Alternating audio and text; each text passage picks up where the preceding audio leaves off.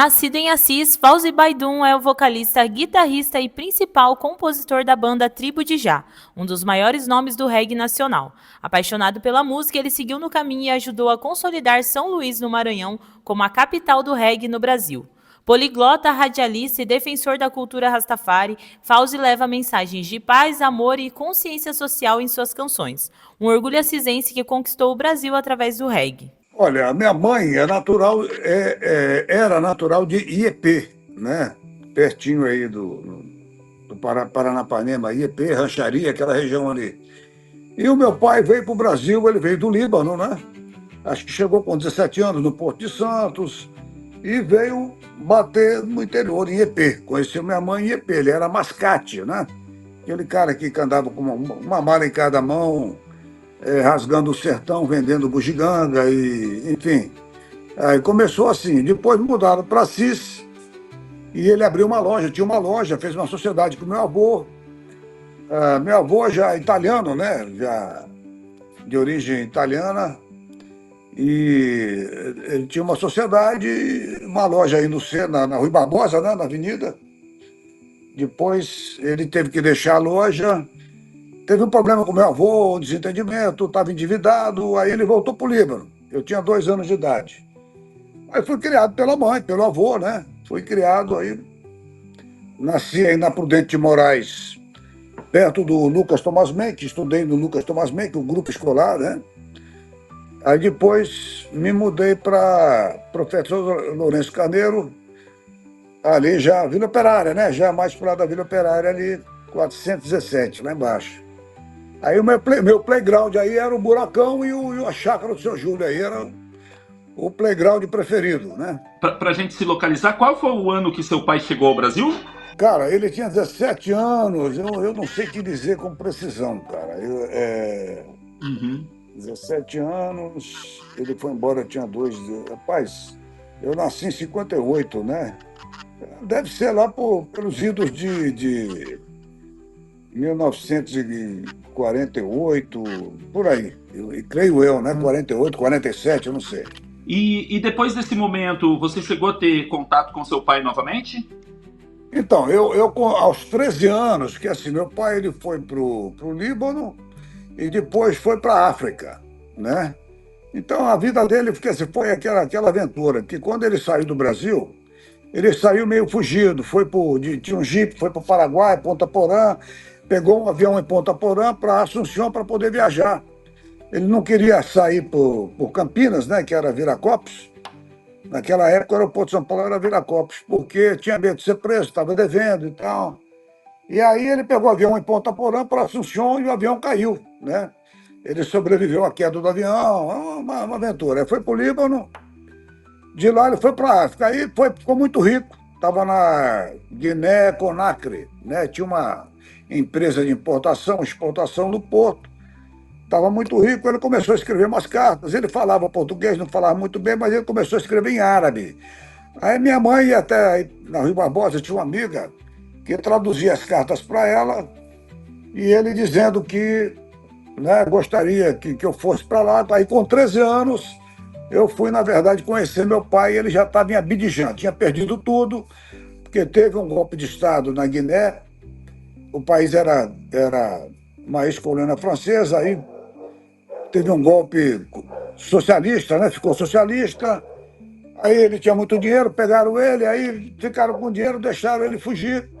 Aí ele foi para a Costa do Marfim, Abidjan, foi onde eu fui conhecê-lo. Aí saí de Assis, fui pegar avião lá em Viracopos, né? Fiz uma escala em Dakar, e aí peguei o avião tinha 13 anos, peguei o avião para Abidjan. E fui, na verdade, conhecer meu pai em Abidjan, na Costa do Marfim, né? Aí fiquei 3 anos lá. E aí minha mãe, porque era só eu e minha irmã, a minha irmã estava estudando em Paraguaçu, né? Que ela fazia agronomia, e a minha mãe veio para São Paulo, ficou sozinha. Eu fiquei com pena, falei, cara, vou voltar para o Brasil, não vou deixar minha mãe sozinha, mas na verdade a minha mãe estava em Assis ainda. Aí eu voltei para Assis, né? Já tinha 16 anos, fiquei mais um ano em Assis e fui para São Paulo procurar emprego. Fui trabalhar em São Paulo, né? E com 17 anos eu fui para São Paulo. Mas passei acho que um ano e meio em Assis, depois que eu voltei da África, né? Aí fazia natação aí no tênis clube, era nadador, né? Treinava. E... Mas aí saí de Assis e fui para São Paulo. E pelas datas que estou pensando aqui, a saída do seu pai, ela se deu do Brasil apenas pela questão das dívidas ou por questão política, porque era o período da ditadura militar? Não, foi uma questão financeira mesmo. Ele teve um desentendimento com meu avô, né? E aí, para não chegar às vezes de fato com meu avô, ele falou: "Ó, cara, eu vou embora." Era para minha mãe ter ido também, mas eu tinha 2 anos, né? Minha mãe era professora, ela dava aula no grupo escolar Lucas Thomas Menck, né? Quer dizer, bem do lado de casa, né? Era praticamente a uma quadra de onde eu morava. Onde eu nasci ali, agora fizeram um prédio de apartamentos lá, né? Na Prudente de Moraes. E aí ela ficou com medo, porque eu tinha 2 anos, minha irmã tinha 4 anos, e ela ficou com medo, uma aventura dela, e aí ela preferiu ficar, porque ela tinha o saláriozinho dela e tal, né? E foi pai e mãe para mim, na verdade. Aí com 4 anos eu mudei para Professor Lourenço Carneiro, né? Já mais perto lá do Buracão, né? Mais embaixo, né? Foi Sim, assim. sim. Então, você tem mais uma irmã? Sim. Mais uma irmã. E agora contando um pouco da trajetória da sua mãe. Ela foi professora no Lucas Thomas Menck. Isso. Lecionou por quantos anos lá? Ela lecionou sempre lá, né? Até se aposentar. Eu não me lembro quantos anos, mas foram um bocado de tempo, né? Eu sei que eu estudei lá, depois eu passei acho que um ano no Instituto, né? Perto ali da Instituto de Educação, que era um pouquinho mais acima, né? E aí o ginásio eu fiz lá na Vila Xavier. Esqueci o nome do ginásio, na Vila Xavier. O Hernani Rodrigues. Isso, exatamente. Era o antigo GE. Não, bacana. E aí, nessa trajetória de vida sua, o seu pai continuou na África? Como que foi o fim de vida dele? Ele continuou na África e aí eu voltei para o Brasil. Depois, alguns anos depois, acho que 8 anos depois, ele veio fazer uma visita rápida ao Brasil e aí ele já voltou para o Líbano. Voltou para a terra natal dele, foi morar no Líbano, né? Aí, eu não sei se 8 anos, 10 anos atrás, ele veio ao Brasil fazer uma última visita. Queria muito que eu fosse no Líbano, porque eu nunca fui no Líbano. Eu tenho uma família muito grande, tem pessoas importantes da família que já foram ministros, mas aí aconteceu, aí eu soube que eu tinha uma irmã, essa irmã veio com ele do Líbano, né? Uma irmã muçulmana. Eles passaram 30 dias aqui na minha casa, eu morava em Atibaia nessa época, em São Paulo, né? Aí passou uns 30 dias comigo, e aí eu já fazendo shows com a banda, aconteceu o casamento da minha irmã, ele queria muito que eu fosse no casamento da minha irmã libanesa, né? Mas aí eu tinha um show no interior do Pará, em Tucuruí, eu não podia cancelar o contrato. Aí a minha irmã foi. A minha irmã com minha filha foram para o Líbano e participaram do casamento, mas eu não podia. Na verdade, eu nunca fui no Líbano, né? O seu pai, ele é vivo, ele é falecido? Não, faleceu faz alguns anos já. Minha mãe também faleceu há 2 anos, né? Já estava morando comigo aqui em São Luís e faleceu também. Ela encerrou a carreira dela, então, aqui em Assis e foi para São Luís do Maranhão aí com você? Não, na verdade, ela mudou para São Paulo. Eu passei alguns anos em São Paulo, né? Aí, quando eu voltei da África, eu voltei para Assis, mas com 17 anos eu fui para São Paulo, arrumei emprego, ela continuou em Assis, aí depois minha irmã estudava lá em Paraguaçu, né? Aí, quando a minha irmã se formou, ela mudou também, quer dizer, aí ela ficou sozinha, minha mãe ficou sozinha e foi morar em São Paulo. Aí foi morar comigo em São Paulo. Aí nós passamos alguns anos em São Paulo, de 76 até 83. Aí eu trabalhava numa empresa multinacional, já tinha uma banda em São Paulo, fazia música, mas era tudo amador, né? Nada profissional. Aí fui para Recife fazer um estágio E de um ano de lá eu vim para o Maranhão como executivo dessa multinacional, né? Vim assumir para ser o gerente da filial dessa empresa aqui no Maranhão, uma multinacional suíça chamada SGS. Aí eu vim para assumir a filial, né? Não conhecia o Maranhão, não sabia nada do Maranhão, mas vim como executivo. Aí depois foi que eu abandonei tudo para viver da música, né?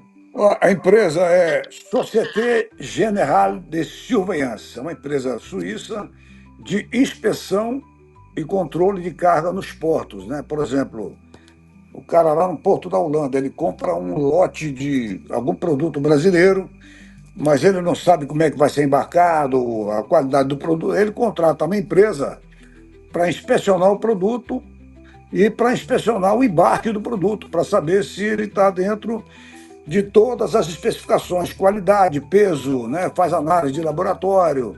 E aí o comprador compra o produto em conformidade com o certificado que a minha empresa dá, um certificado de qualidade, de peso, de garantia, né?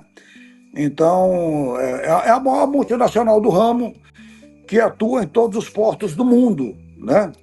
E eu vim para assumir o porto aqui de São Luís do Maranhão para ser o gerente da filial. Porque eu já falava idiomas, né? Francês, inglês, né? Espanhol, então era muito importante o domínio de idiomas e tal. Eu cheguei a estudar na USP em São Paulo, fiz o curso de Ciências Sociais, mas aí com a transferência eu tive que abandonar o curso, não completei o curso. Qual foi o período que você trabalhou nessa empresa? Cara, eu comecei em 82, né? Aí trabalhei até 86. 86. Aí tinha 4 anos, eu acho. Uhum. Aconteceu um episódio, eu fiquei muito chateado, porque eu conheci alguns músicos freelance e resolvi fazer um show no teatro, principal teatro da capital aqui, e aí eu gravei uma entrevista na TV Globo local, de manhã. A entrevista sairia no jornal à noite, entendeu? E aí eu me desloquei para o porto, um porto específico de uma companhia de alumínio aqui. Eu tinha que, assim, quando o navio atraca no porto, primeiro a saúde entra para liberar o navio, né? Saber se não tem algum problema de saúde e tal. E depois eu tinha que fazer uma inspeção a bordo para liberar. E eu estava lá.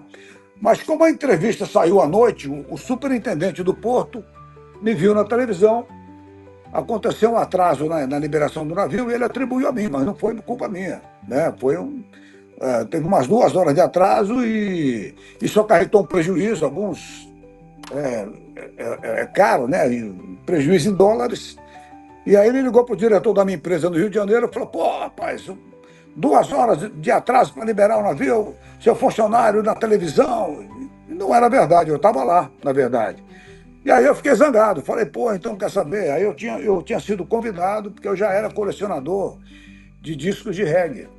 E me convidaram, né? Eu conheci um estudante de direito aqui que ele recebeu o convite para fazer o programa de reggae, mas ele não tinha material, a gente se conheceu casualmente, ele soube que eu tinha uma coleção de LPs na época e me convidou para fazer o programa. E aí eu falei: quer saber, eu vou largar tudo, e fiz um acordo com a empresa que eles não tinham substituto. Falei: não, eu fico na empresa até vocês arrumarem o substituto e vocês me pagam meus direitos, que aí tudo bem. Aí levou 3 meses, né? Porque não tinha alguém capacitado, tinha um treinamento, eu falava vários idiomas, eu não tinha alguém com esse perfil.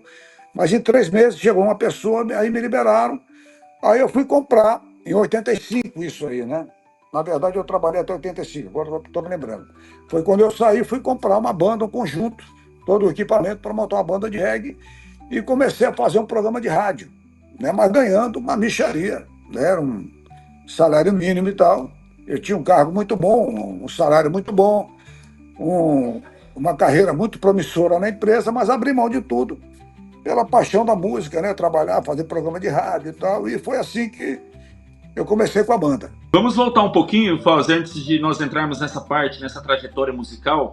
Gostaria de saber aqui de Assis. Você citou Lucas Thomas Menck, ali a Vila Santa Cecília, Vila Central. Quais eram os lugares que você frequentava, o cotidiano? Como que foi a sua vivência aqui de infância e adolescência? Cara, foi uma infância muito boa, apesar, né, assim, um pouco sofrida, porque é um menino que não tem pai, né, sempre é mais assim, é um pouco mais sofrido, né, mas a minha mãe me criou a minha e a minha irmã com salário de professora primária, para você ter uma ideia, né, nunca faltou nada, mas eu tinha uma distinção, que eu era filho da professora ali na Vila Operária, né, tinha muito menino pobre ali, e eu era o filho da professora, então ainda tinha essa distinção, né, porque tinha ferroviários, tinha a estrada de ferro na época era muito ativa, né? Então, assim, tinha toda. Era a classe social mais baixa. Eu me lembro que era vizinho de um maquinista da estrada de ferro, tinha um outro que trabalhava na estrada de ferro também, enfim. Mas o buracão do lado ali, a chácara do seu Júlio, né? Era o tempo todo roubando jabuticaba, roubando manga ali, carreira, se enroscava na cerca de arame farpado, mas né, e o buracão era o playground. A gente corria para dentro do buracão, saía com estilingue. Eu cheguei a jogar no Vossen, no dente de leite do Vossen, né? Na época, acho que era o técnico, era o professor Firmino, que não tinha um braço, né? Só tinha um braço. E ele era o técnico do dente de leite. E eu ia treinar no campo do Vossen, lá no final do buracão, né? Lá na Vila Operária, lá no campo de terra. Mas foi pouco tempo, né? Enfim, mas cheguei a treinar no Vossen. E assim, rapaz, eu tenho um mapa de Assis, né? Porque Assis era um microcosmos do universo, né? Você ia para o cinema, o Cine São José, pô, era muito frequente, né? Andar na Rui Barbosa, a lanchonete, ia nos bailes, aí maiorzinho já comecei nos bailes, né? Jet Boys, Mac Ribel, essas bandas impactaram muito aí na minha juventude, porque eu era fascinado por música, né? E eu me lembro dos circos em Assis, a disputa de música sertaneja, aquela música verdadeiramente sertaneja com iê, iê, iê, quem gosta de iê, iê, iê, quem gosta de sertanejo. Então, assim, foi essa cultura de interior, muito rica. Eu ia algumas vezes para Iepê, que eu tinha uma tia em Iepê, adorava ir para Iepê, que era uma cidadezinha bem pequena, né? Mas em Assis era isso aí. Às vezes ia em bailinho, Cândido Mota, né? O Jet Boys vai tocar em Cândido Mota, vamos lá. Aí frequentei o Clube São Paulo, aos domingos tinha banda tocando também. Enfim, essa vida do interior, né? Vai para o cinema, vai para a lanchonete, vai na praça aí, na Rui Barbosa, na Praça da Igreja, da Matriz, dar um rolê, aquela coisa assim, né? Então, para mim é muito impactante voltar a Assis, porque, cara, cada esquina é uma lembrança, né? Cada esquina, cada cruzamento, cada rua, entendeu? Porque eu andava muito aí, né? Assim, aconteceram coisas. Uma vez eu caí de uma goiabeira em cima de uma cerca de balaústra. Aí, pô, minha mãe me levou para o hospital, tive que ficar internado, fiquei sozinho lá de noite. Falei, cara, fugi, o hospital lá em cima, né? Lá perto do Diocesano, lá, eu esqueci o nome do hospital. E aí eu morava na Vila Operária, pô, aí fugi do hospital de noite, fui bater em casa, né? Atravessei a cidade todinha. Então, assim, eu andava muito na cidade aí, e conheço cada canto da cidade, cada rua, cada esquina. Então, tem uma relação afetiva muito intensa com a cidade, né? Cada esquina tu para um pouco para se lembrar, porque aquilo te remete mil lembranças, né? Eu compus uma música falando de Assis. Essa música está no YouTube, aí tá nas plataformas. Adeus, minha cidade. Adeus, minha cidade, né? Quando eu saí de Assis e tal. Então, assim, tem uma relação afetiva muito intensa com a cidade, porque foi muito marcante, né? Tudo muito marcante. E, assim, já levei filhos para conhecer a cidade, alguns, né? Ainda pretendo levar, tem uma nova aqui que... Pai, quando é que você vai me levar lá? Não, vou te levar lá, uma hora dessa eu vou te levar lá em Assis. Aí a casa onde eu morei está lá até hoje, né? Na Professor Lourenço Carneiro, do jeitinho que era antes, né? Então, é um negócio assim bem bacana. Ô Fauzi, duas curiosidades aqui também. Os locais desses bailes que você frequentava, por exemplo, veio na minha mente aqui o Clube Recreativo. Tinha outros lugares também? Não, tinha. É porque assim mudou muito, né? Cada hora aparecia um lugar diferente. Cândido Mota, por exemplo, eu não lembro o nome do clube lá, mas o Recreativo era um clube meio society, né? Então tinha o ginásio do recreativo. Acho que tinha um ginásio, né? Que era o ginásio. Agora o clube recreativo mesmo a gente não ia, que era um negócio mais alto nível e tal, não dá para ir. Mas o Mark Ribeon, que era uma banda mais. Era a principal banda da cidade, né? Mas o Jet Boss tocava em clubes menores e tal, galpões, né? Tocava em circo. Então aí era mais fácil para acompanhar. Porque o clube recreativo mesmo, a não ser na quadra do recreativo, no clube mesmo a gente não ia. No clube social não dava para ir. Então falamos dos bailes, comentando agora essa viagem a IEP. Como que elas eram? Era ônibus, era carro? Um pouco desse Não, era cotidiano. busão, era busão. Não, depois, maiorzinho, às vezes ia de carro, né? Eu tinha minha tia lá, e meu tio, eles tinham carro, às vezes eles vinham para Assis, eu voltava com eles. Mas quando era molecão mesmo, ia de busão, né? Ia na rodoviária e pegava aí, a rodoviária ainda era no mercado central, né? Eu me lembro, eu ia com meu avô, saía assim, de madrugadinha, aquele friozinho e tal, pegava o busão, era aqueles pau de arara mesmo, eu ia fascinado, né? Estrada, criança. Eu não dizia até rancharia, de rancharia pegava uma estrada de terra e ia para Laranjeiras ia por dentro, né? Rasgando o sertãozão. Então, coisa de criança, fascinado, né? Ia na frente do lado do motorista, olhando a paisagem e tal. A primeira viagem para São Paulo foi de trem com a minha mãe. Eu tinha 7 anos, né? 11 horas de trem, aí pegava o trem na estação, ia para São Paulo 11 horas, né? A ferrovia era dava muita volta, né? E era também fascinado, imagina, aí não dormia, ficava na janela, na plataforma, olhando tudo, né? Então, parava em tudo que é lugar aí, Piraju, Sorocaba, enfim, centenas de estações, eu ia conferindo uma por uma, né? Então, essas viagens, assim, primeiro eu viajava para IEP, era o único lugar que eu viajava, era a única viagem. Aí quando viajei para São Paulo, foi uma loucura, imagina, ir para São Paulo era quase ir para outro planeta, né? Com relação a familiares aqui na cidade de Assis e amigos, você ainda mantém contato? Como que fica essa situação? Olha, eu tinha assim, alguns amigos, né? Até pouco tempo eu estava falando com o alemão, eu sei que ele adoeceu, eu fiquei sem saber o estado de saúde dele, né? Não sei se ele está bem, mas eu falava muito com o alemão, um amigo de infância, e tem uns amigos da minha rua. Quando eu estive aí, encontrei o Toninho, fiquei de voltar, o Toninho da esquina ali da Rua Platina, né? É, e aí o Carlos, o Carlos tinha uma família vizinha minha, o Carlos, o Ney eu não vi mais, mas o Carlos está em Assis aí ainda, né? E me encontrei com ele porque eu fui fazer um show aí, né? Aí na ocasião eu me encontrei com ele, a gente atualizou a conversa, falou, vou voltar aí com mais tempo para a gente trocar umas ideias e tal. Peguei o telefone, fiquei de marcar essa conversa com eles aí. Estou esperando a oportunidade de voltar a Assis. E agora comentando esse gosto pela música, que você ainda fez uma carreira, né, em empresa, mas o gosto em trabalhar profissionalmente com a música depois falou mais alto. Quando que desperta? Ainda na infância? Ainda na infância, né? Porque eu me lembro aí em Assis, criança, né? Eu estava andando na rua do Cine São José.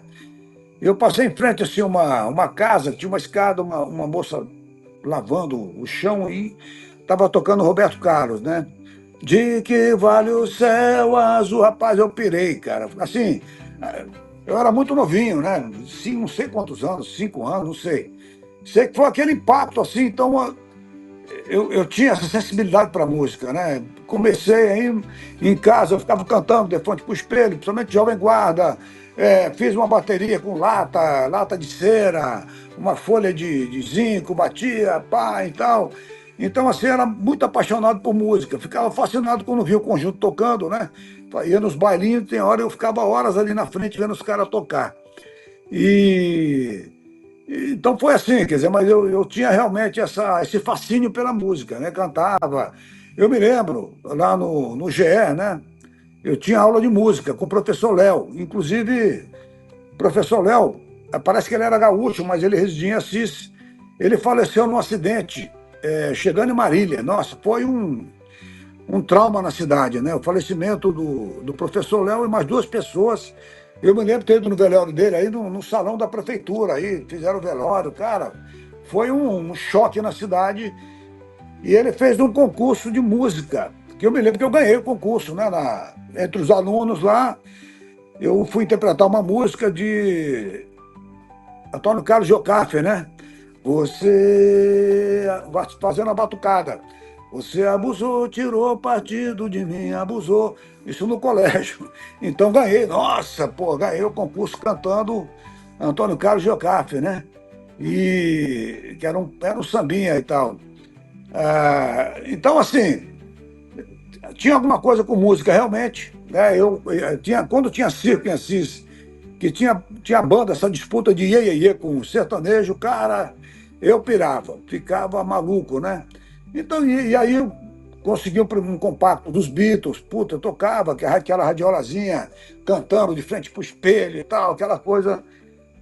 Mas era isso aí, né? Só depois que, quando eu mudei para São Paulo, aí viajando no litoral do Rio, fui no festival de música, encontrei uns amigos na praia, estava acampado. E como eles estavam tocando violão, comecei a cantar uma música. E isso foi em 78, 79, por aí. E era uma música de rock nacional, meio de Brasil. Eu falei, puta, cara, tu tem uma voz diferente. A gente tem uma banda, tem um conjunto lá em São Paulo. Tu não quer fazer um teste? Eu falei, pô, na hora, era meu sonho. Meu sonho era cantar numa banda, né?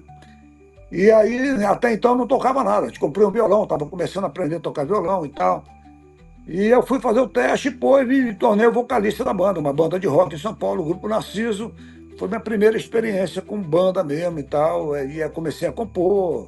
E a partir daí, né, foi avançando. Ele era muito popular, cara, muito conhecido, tanto que foi um trauma muito grande para a cidade. O velório foi assim, chocante, né? Eu me lembro que eu fui no velório, fui ver ele no caixão. Aí na testa estava a marca do teto do carro, aqueles furinhos, né? Acho que era um Fusca, pô, eu não sei. E falei, nossa, fiquei chocado. Então, foi muito marcante esse velório. Era meu professor, pô, de música. E com certeza é ele mesmo, né? Acho que ele era gaúcho, né? Ele levava algumas coisas de chimarrão lá, mostrava.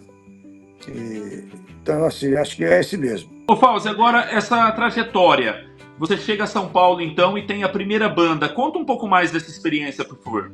Olha, eu cheguei em São Paulo, minha mãe ficou sozinha em Assis, né? Eu fui para São Paulo, minha irmã estudava em Paraguaçu, passava a semana lá.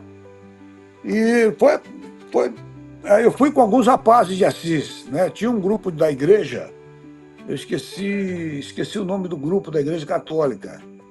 E eu fiquei um tempinho com eles aqui, poucas semanas, e aí fui morar numa pensão, cara. Pô, foi uma experiência punk, né? Porque Assis, pô, é muito acolhedor, né? Você tem os amigos, pô, você conhece a cidade, né? Eu tinha fazia natação, ia no tênis clube treinar, pô, cheguei, eu não conhecia nada de São Paulo, não sabia nem pegar ônibus, cara. E fui morar numa pensão, o que eu ganhava, pagava pensão, e café da manhã, almoço e janta. Então, assim, foi tudo muito sofrido, né? Muita solidão, mas era garoto, cara. Eu não tinha muita noção. Aí, falando em música, aí meu primeiro emprego, eu com 17 anos consegui um emprego de auxiliar de escritório na Listas Telefônicas Paulistas.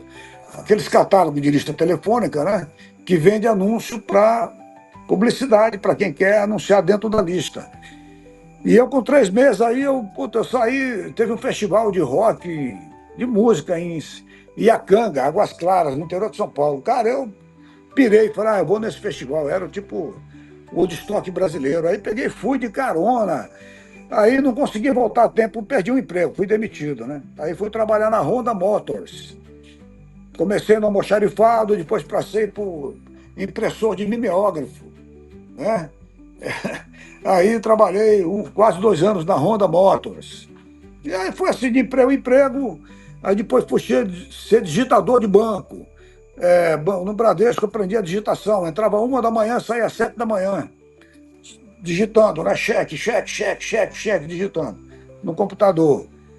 Aí depois fui trabalhar nos Correios. O Correio era militar, né? Era regime militar ainda, Figueiredo, acho. Então era administrado por militares. Mas era telegrama fonado. Você ligava, eu quero passar um telegrama. Pois não, destinatário, aí, quem é do remetente, pá, eu não estava, ele passava o telegrama. Eu pegava esses empregos porque era meio período, eram 6 horas por dia só. Aí eu podia estudar, né? Como eu já estava estudando na USP, saía da USP correndo, pá, tinha um Fusquinha, pô, entrava na garagem de casa lá do prédio, aí ia correndo para entrar 7 da noite no Correio, saía 1 da manhã, entendeu? Eu estudava à tarde na USP. Aí quando eu passei a trabalhar na SGS, que foi essa empresa multinacional, era período integral. Aí eu fiquei ainda na faculdade um tempo, mas aí falei, cara, vou largar porque, bom, trabalhar o dia todo, ir para a faculdade, velho, pô, aí já é demais. Aí eu não aguentei e larguei, né?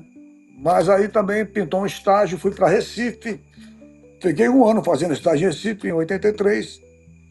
Em 84 eu vim para o Maranhão já para assumir a filial aqui do Maranhão. Em paralelo a isso, teve a primeira banda. Como era mesmo o nome da primeira banda? Então, aqui foi o seguinte: primeiro eu fiz shows com músicos. A primeira banda que eu tive em São Paulo era Fauzi Baydum e o Eco do Trovão, o nome da banda, né? O Eco do Trovão. Aí a gente não conseguiu, né? Cheguei a fazer um show no teatro que era underground, Teatro Lira Paulistana, né? Na época do Premeditando Break, essas bandas mais underground, assim, fazia show lá no Lira Paulistana, em Pinheiro. Eu cheguei a fazer um show lá com o Eco do Trovão. Mas aí a banda se dispersou e tal, eu também vim para Recife, e eu já era colecionador de reggae. Gostava de rock, MPB, gostava de reggae também. E tinha uma coleção de reggae. E quando eu cheguei no Maranhão, né, eu não tinha noção, não conhecia o Maranhão. Cara, fiquei chocado porque o reggae aqui era uma música de massa, né? Era uma coisa assim impressionante. Mas eu não conheci ninguém. Cheguei, fiquei num hotelzinho no centro e tal. De vez em quando passava um táxi tocando reggae no último. Eu falei, puta, que é isso? Porque eu tinha tudo de reggae, né?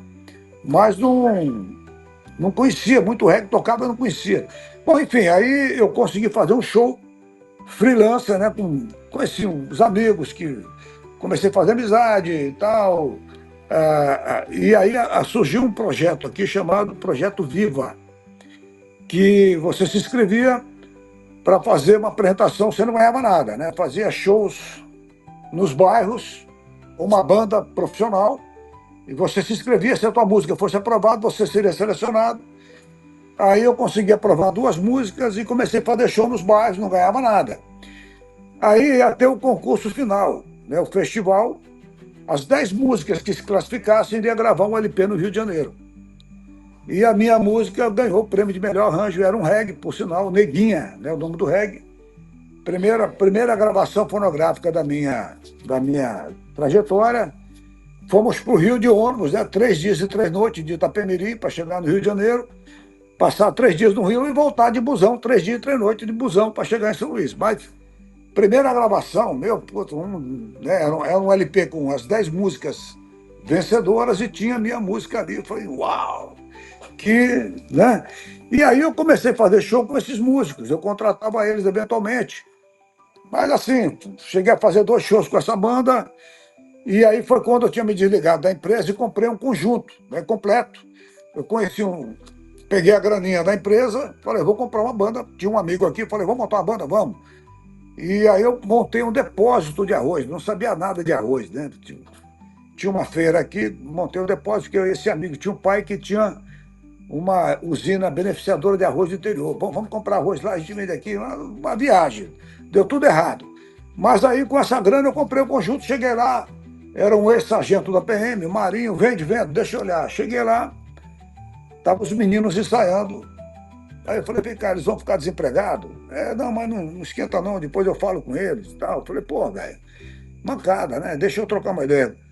Aí eu já fazia programa no rádio, eu fazia 2 programas diários no rádio aqui, a AM/FM, e era a maior audiência do rádio maranhense. Não tinha programa policial, esportivo, eu era a maior audiência, parava o Maranhão.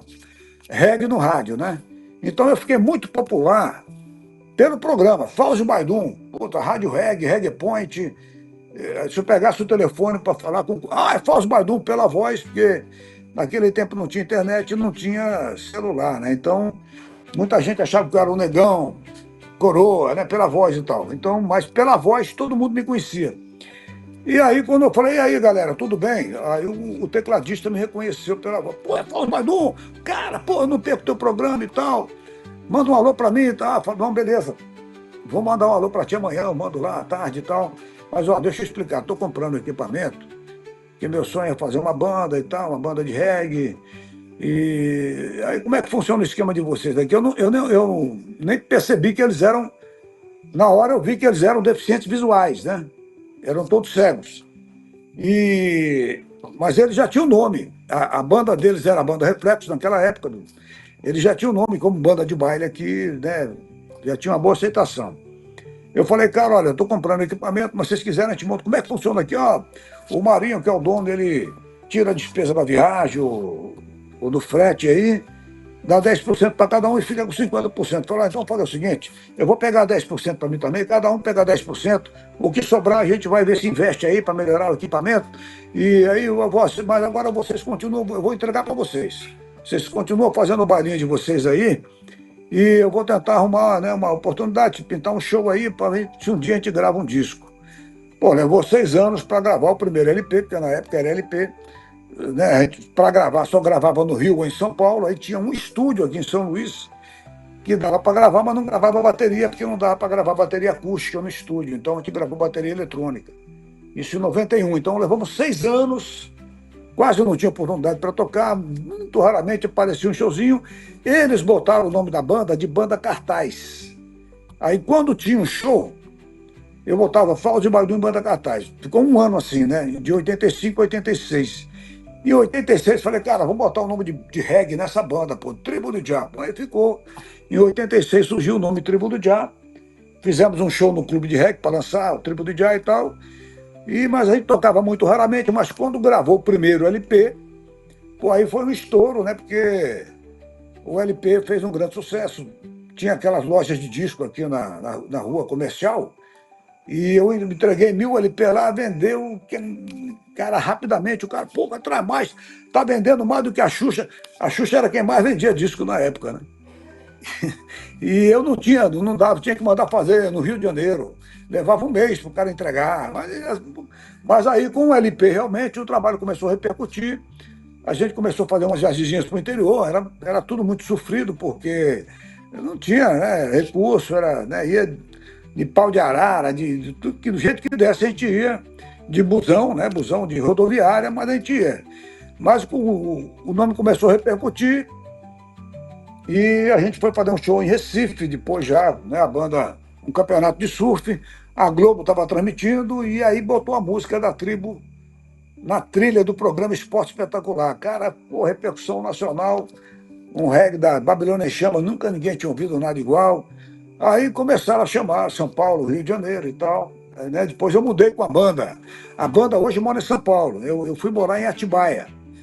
Né? Mas aí eu voltei para o Maranhão e a banda continua morando em São Paulo. A gente se encontra nos finais de semana. Com relação, os outros integrantes são deficientes visuais, é isso?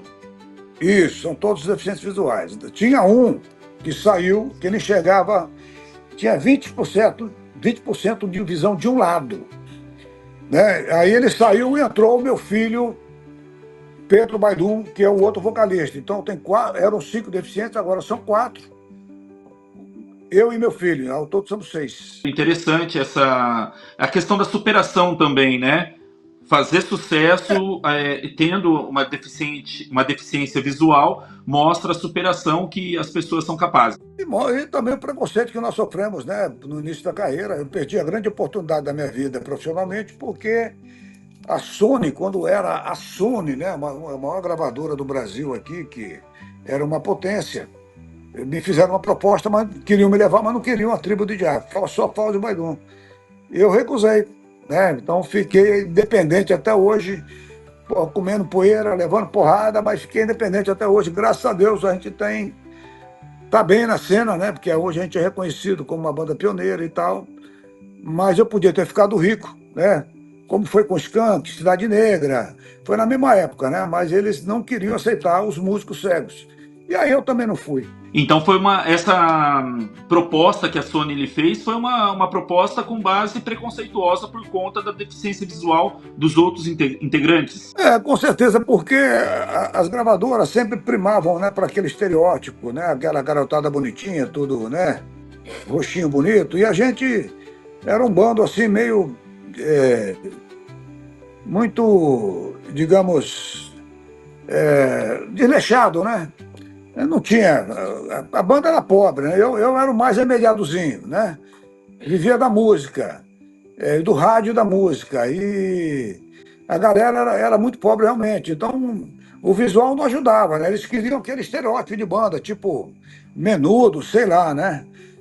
O Skank, os caras mais bonitinhos. Não tô, né, com todo respeito ao Skank, não tô discriminando a banda, mas o visual da tribo não ajudava muito. Pô, aí os fatos dos caras serem deficientes visuais também, aí com certeza rolou um preconceito, né? Mas a gente conseguiu sobreviver, né? Graças a Deus. E dos integrantes originais da banda, saiu apenas um? Apenas um. E como foi essa Apenas esse. trajetória? Nós falamos aí do período de 85 a 91, um período um pouco de dureza. Teve essa casa de arroz, não é? Como que foi? Gostaria que explicasse um pouco mais. Foi um depósito de arroz, mas durou pouco tempo, né? Durou acho que 8 meses, aí não deu certo, fechei. Aí o trabalho no rádio começou a deslanchar, né? E eu me tornei dono de radiola. Radiola é um termo que eles usam no Maranhão para designar uma aparelhagem de som mecânico, né? 2, 3 paredões de caixas com falantes, tweeter, um móvel central onde fica o DJ. Então é muito tradicional aqui no Maranhão, como era na Jamaica também, né? O sound system na Jamaica, aqui no Maranhão, é uma radiola. E aí eu passei a ser dono de radiola. Então, trabalhando em rádio, fazendo o sucesso que eu fazia, a minha radiola era contratada, porque o cara, né, tinha aquela mídia do rádio para tocar nos finais de semana, sexta, sábado, domingo. Então eu vivia, na verdade, muito mais das festas de reggae, né? E do que do rádio, porque o rádio, o salário era muito pouco, mas o rádio me dava divulgação, me dava projeção. E foi dessa maneira que eu investi na banda, né? Que tinha que investir, tinha que gravar um disco, aí depois gravamos o segundo disco. Aí pintou uma gravadora, que era uma gravadora pequena, Indie Records, né? Mas que, querendo ou não, a banda ganhou projeção nacional. Então teve um momento que a tribo tinha música no rádio, e deu, né? E a banda viajou o mundo todo, viajamos mais de 50 países, tocamos nos maiores festivais de reggae dos Estados Unidos, da Europa, na Jamaica, o maior festival de reggae do mundo, né? Japão, África, Marrocos, Cabo Verde, Canadá, vários países da Europa, aqui na América Latina, Peru, Argentina, Uruguai. A banda ganhou projeção internacional e no Brasil também, né? A banda toca hoje no sul, no norte, leste, oeste. É um prodígio para uma banda independente, né? Porque você não tem uma estrutura midiática, né? A banda depende de si própria para sobreviver. Então, eu acho que não deixa de ser um prodígio para uma banda independente ter chegado onde a tribo chegou. E eu também tenho uma carreira solo agora. Então, eu lancei um álbum, mais músicas em inglês, né? Porque eu componho muitas vezes, eu faço música em francês, que é mais para o mercado francofone, música em espanhol, mercado latino. Eu lancei um disco agora, Bossa Reggae and Blues, é um trabalho solo, fugindo um pouquinho do mercado reggae, né? Bossa, reggae and blues. Então tem blues, tem reggae, tem bossa, tá tudo nas plataformas digitais aí. E essas músicas para esses outros mercados são composições que você faz? Exatamente, são composições minhas, né? Eu tenho uma facilidade para compor em francês, em inglês, em espanhol, mas assim, são letras profundas, né? Não é? Então, assim, porque a gente tem um trânsitozinho lá fora, né? Os gringos se impressionam muito com esse trabalho. Aí é um trabalho mais elaborado, né? Músicos de alto nível tocam jazz, tocam blues, tocam bossa, tocam... Então, é um trabalho do outro nível, né? E essas letras, você utilizou o termo, são mais profundas, são questões mais filosóficas, abordam questões do cotidiano. Qual que é a linha de trabalho? Então, a temática do reggae ela é mais centrada na questão da desigualdade social, né? Contestação política, uma música mais libertária, né? Mas a gente aí entra questão, eu acabo né?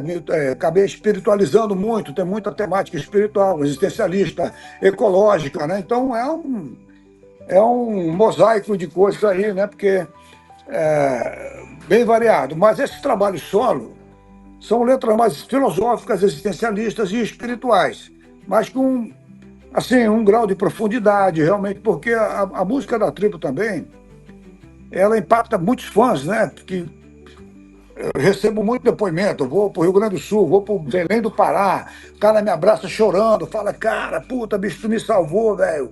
No pior momento da minha vida foi a tua música que me levantou, pá, entendeu? Puta, cara, eu tava, pô, numas erradas aí, quando eu vi Tribo de Já, puta, meus parceiros, tudo, pô, já morreram tudinho e tal, mas, pô, foi a tua música aqui. Entendeu? Esses depoimentos assim, né?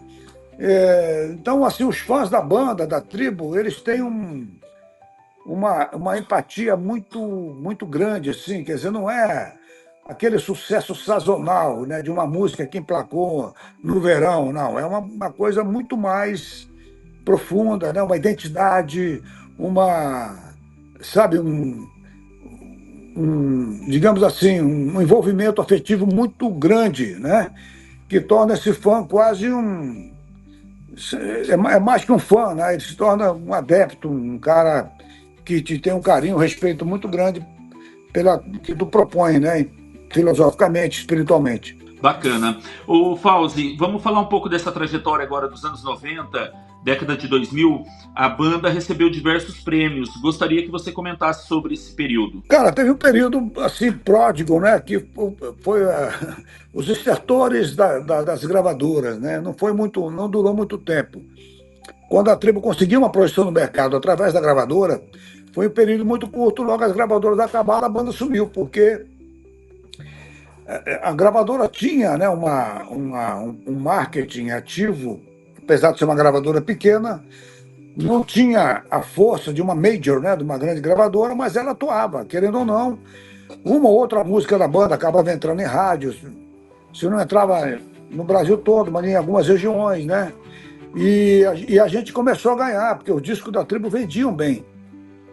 Então nós começamos a ganhar com a venda de disco. Foi um período muito bom, mas muito curto. Rapidamente isso se acabou, né, com o advento da internet, pirataria. E aí a gente levou um tempo, né, para se readequar. Aí a banda vinha num momento muito bom e sumiu, porque sumiu da mídia, sumiu, né? E aí agora a gente se autoproduz, né? Então, agora é a internet, você tem que ter uma assessoria de imprensa, você tem que ter um trabalho de marketing, né, para impulsionar um lançamento, uma distribuição digital, essas coisas assim, que do momento agora. Mas né, a gente passou esse momento, a banda ganhou projeção, e muita gente, pô, a banda acabou, cadê? Nunca mais vi falar da tribo e tal.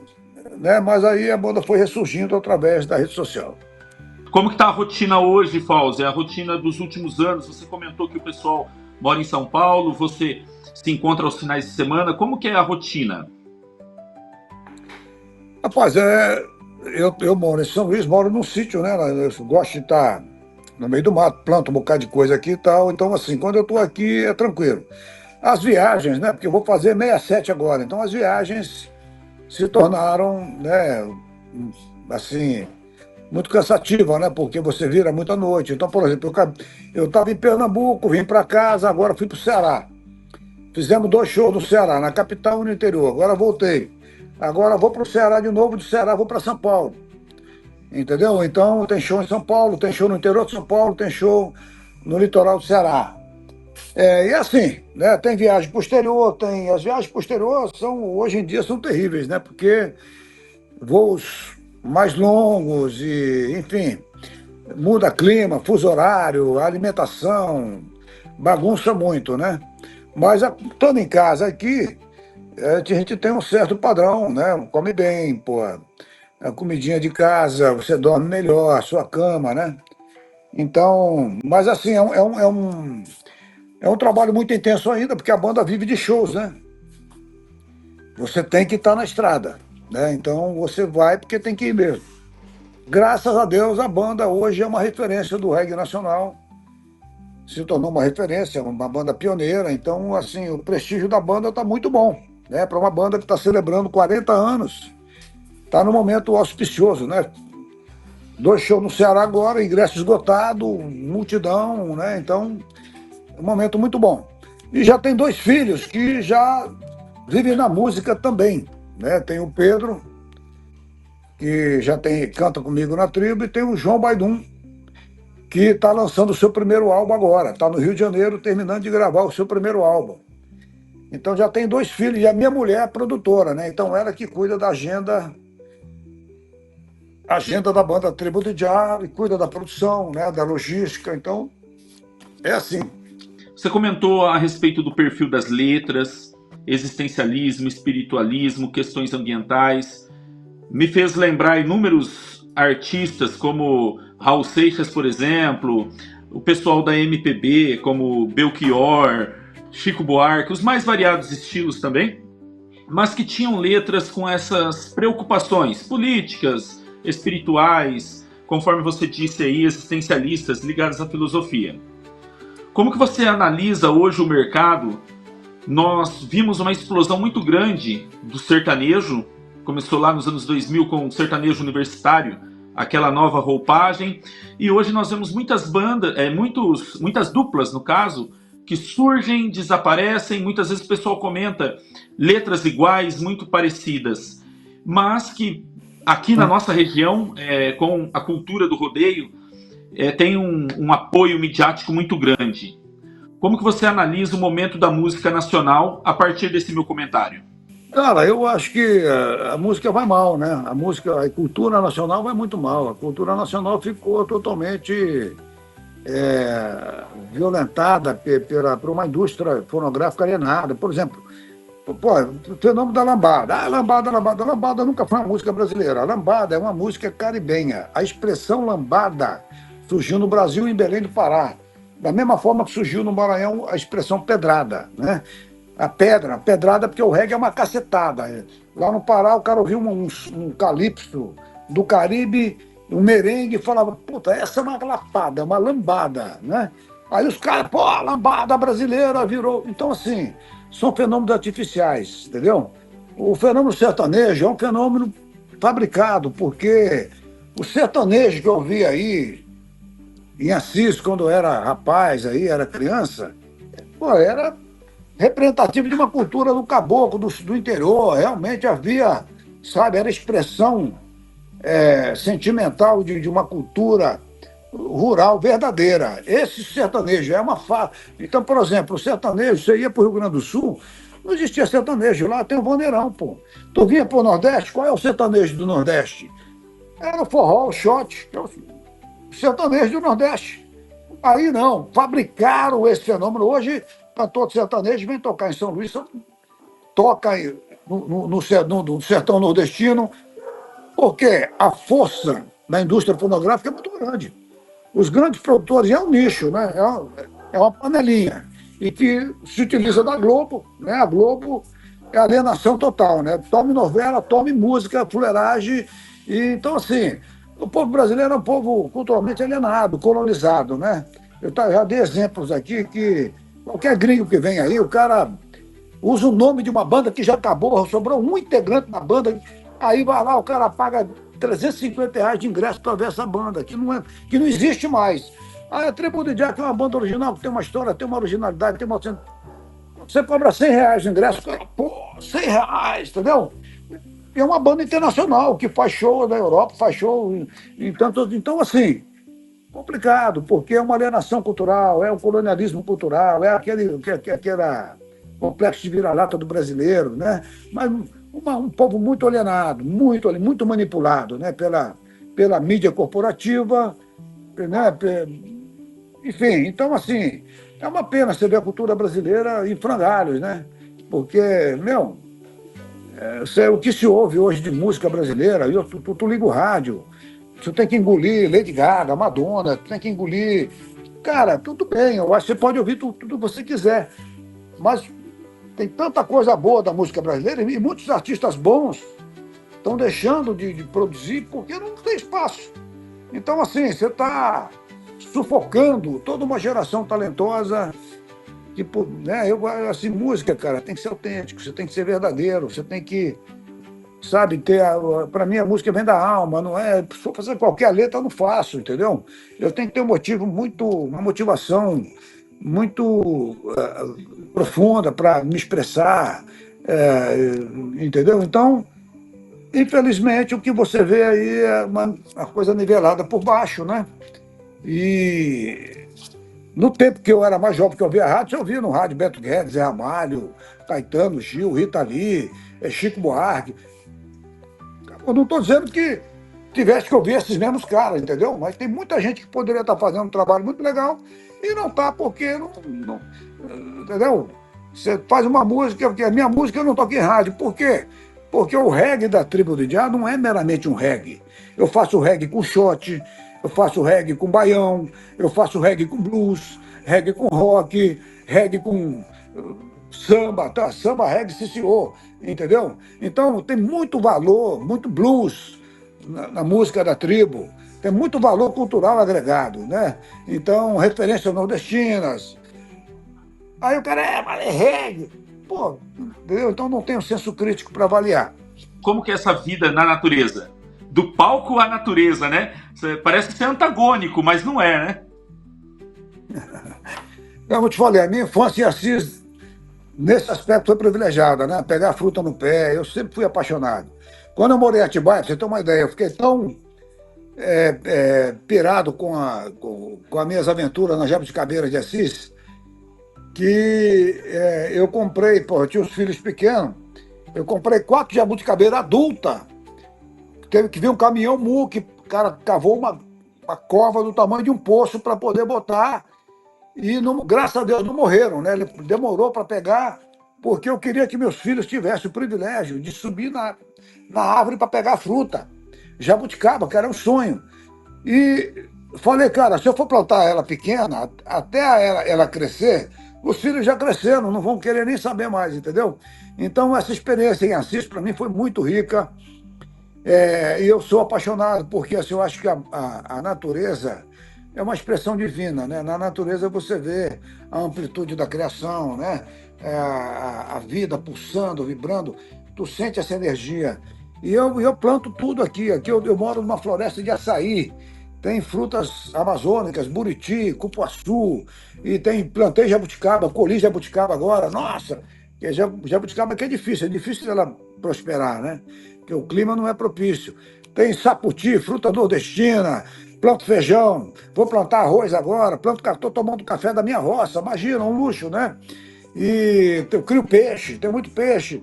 Então eu criei que é meu filho que controla a minha rede social, falou, pai, tu tem que interagir com os fãs, pô, tem que gravar uns vídeos. Eu falei, cara, mas eu não gosto disso, cara, eu tô aqui metido na lama, cavando essa vala aqui, então grava aí, vou mandar um alô pra galera e tal. E aí falou, academia rural.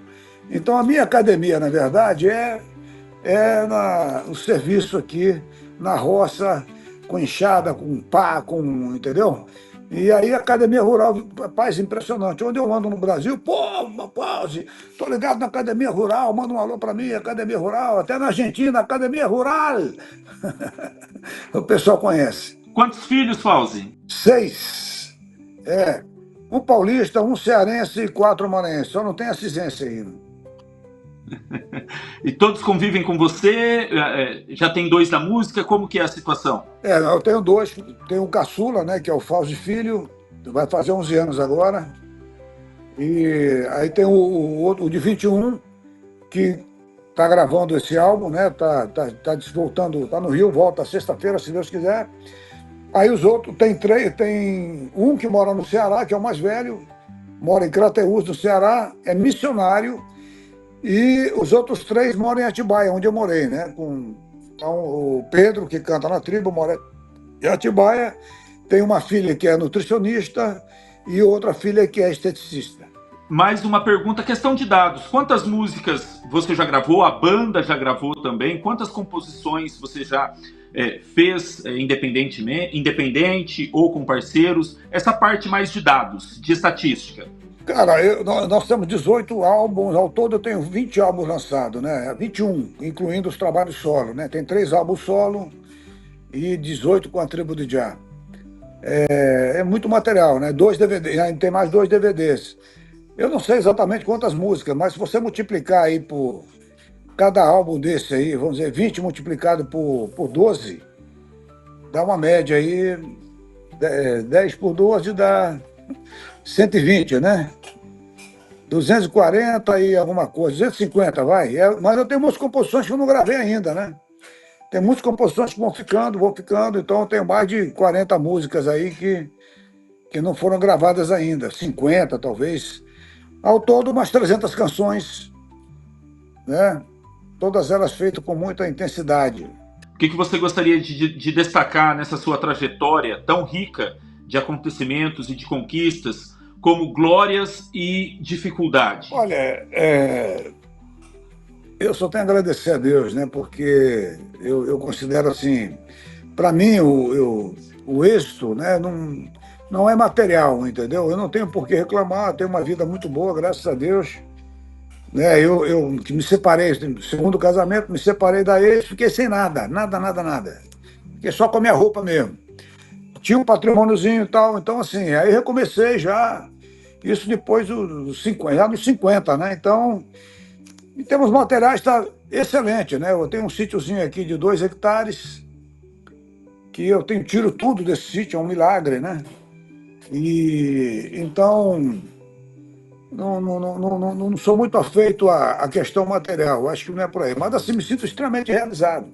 Cheguei aqui no Maranhão como forasteiro, não conhecia ninguém, né? Aquela história de você ser, né? Eu acho que só você vivendo a solidão para você saber o que é solidão, né? Porque quando você fala de solidão numa música, se você fala da boca para fora, não tem a mesma intensidade, né? Então eu fui um forasteiro, pô, sempre desbravando também, mais ou menos como meu pai, né? Mas em situações diferentes. Mas porque chega no Natal, você está sozinho em casa, Réveillon, né? Você ajoelha, agradece a Deus mais um ano. E assim, né? Mas assim vieram famílias, filhos, muitos filhos maravilhosos, né? Só agradecer a Deus, cara, né? E Assis, com certeza, eu tenho um mapinha de Assis, eu ando em Assis aí, cada rua aí, cada quebrada. A cidade cresceu um pouco, mas não cresceu muito, não. Eu tenho um mapa de Assis desenhado na minha cabeça aí, no meu coração, né? Porque muitas lembranças, muitas reminiscências, né? Essas coisas assim não se apagam, porque vivências muito intensas, né? E eu acho que a música que eu fiz, se você tiver a oportunidade, Adeus Minha Cidade, você vai entender que é uma música que fala propriamente de Assis, né? Que tem todo um sentimento muito intenso aí. Então é isso, eu acho que eu acho assim, cara, 40 anos vivendo de música, criar 6 filhos é uma vitória muito grande, entendeu? Me sinto extremamente realizado, feliz, né? Uma família maravilhosa, a fartura que eu cultivo aqui, né? Eu tenho abundância de fruta, banana, não compro essas coisas na feira mais, né? Manga demais, a minha vida em Assis, apaixonado por jabuticaba, manga, tempo de manga aqui, cara, é uma loucura. Então, essas coisas marcaram a minha infância e me marcam até hoje, né? É muita fruta, muita coisa. Abacaxi, eu tenho um abacaxi aqui, cara, eu como abacaxi todo dia, uma produção enorme, um abacaxi mais doce do Brasil, né? Que é um abacaxi menos ácido, o abacaxi de Turiaçu. Então, assim, são coisas que você conquista, que para muita gente não tem muito significado, para mim é um prodígio, é uma realização, entendeu? Enfim, só alegria, só gratidão.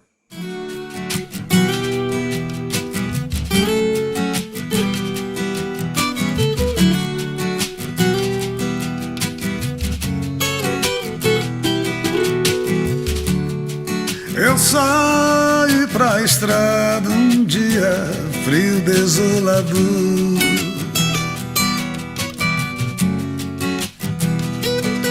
Na mochila quase nada, uma botina e um cobertor.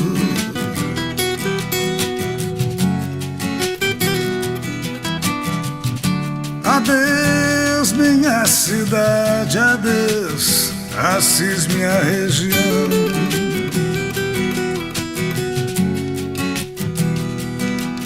Iepê e o Paranapanema, paragens do meu coração.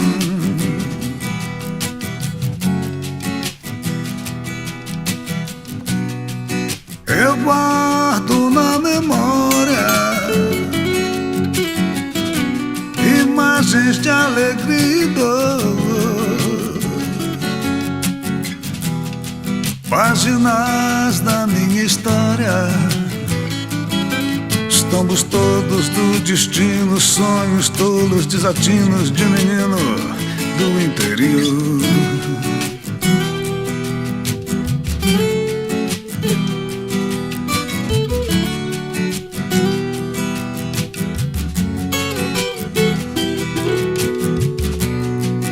Eu volto na estrada, revivendo as recordações, os olhos rasos d'água, o coração de novo vaga nas planícies vastas, pastos, plantações.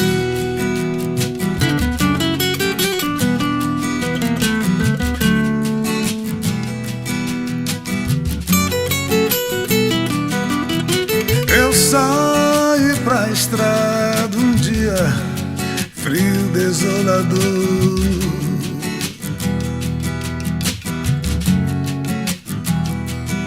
Na mochila quase nada, uma botina, um cobertor.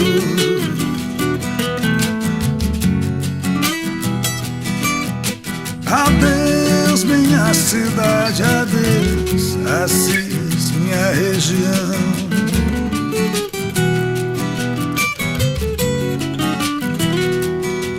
Iepê e o Paranapanema, paragens do meu coração.